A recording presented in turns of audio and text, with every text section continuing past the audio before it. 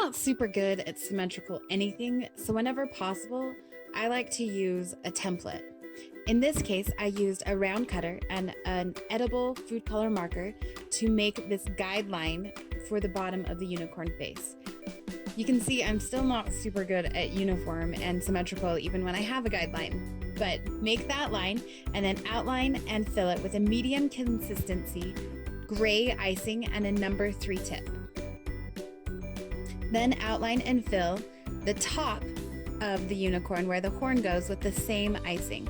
This is if you want a silver horn. If you want a gold horn, obviously do gold icing. So fill it all in, smooth it out if you need to, and then let it dry for at least 15 minutes.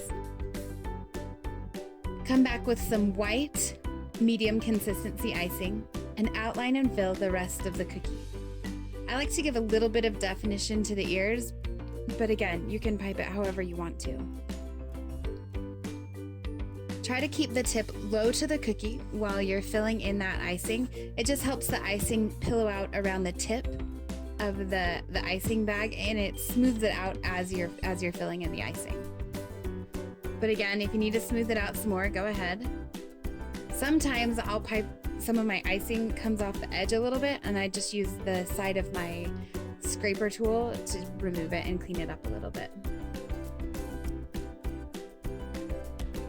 While the white icing is still wet, add some pink to the inside of the ears with some light pink icing and a number 1.5 size tip. Add the details to the horn with a number 1.5 tip and the same gray icing as before. Let it all dry for a couple of hours, then come back and paint that unicorn horn. I like to mix silver luster dust and silver airbrush spray into a somewhat thick paste to paint with.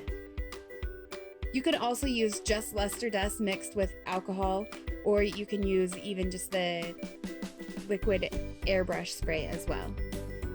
Make sure you get good coverage on that horn because we want it to be shiny and sparkly like unicorns are. If it seems thin, add a little bit more luster dust to paint it with a thick paste. Then grab some pink icing. I used a darker pink and pipe a lock of hair in the center of the unicorn's forehead. I'm using a 1.5 tip to outline, and then I'm keeping my tip really low so that it puffs out around it because I want that puffy look to it. But to be perfectly honest, I didn't want to change the tip for the details later. So just keep that tip low if you want puffy icing, even if you have a small tip number. Once that first lock of hair is dried for about 15 minutes, you can add another lock of hair, the same color, or I used a different color. Then I'm gonna add one more lock of hair to each side. So I'm gonna add a dark purple lock of hair on the left side and a lighter purple lock of hair on the right side. They can kind of go wherever you want them to. Don't worry too much about making it look exactly like mine or a perfection. Hair does what it wants, even for unicorns. Then let everything dry for another 15 minutes. Come back with the number 1 tip that you have on those icing bags and add details to the locks of hair on the unicorn's head.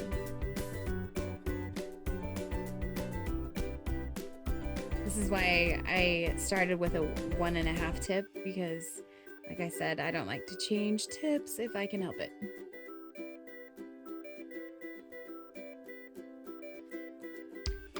Once you have all those details piped onto the locks of hair, you have a couple of different choices. It's a couple of different ways that you can finish the unicorn. You can draw a cartoon face on with an edible food color marker.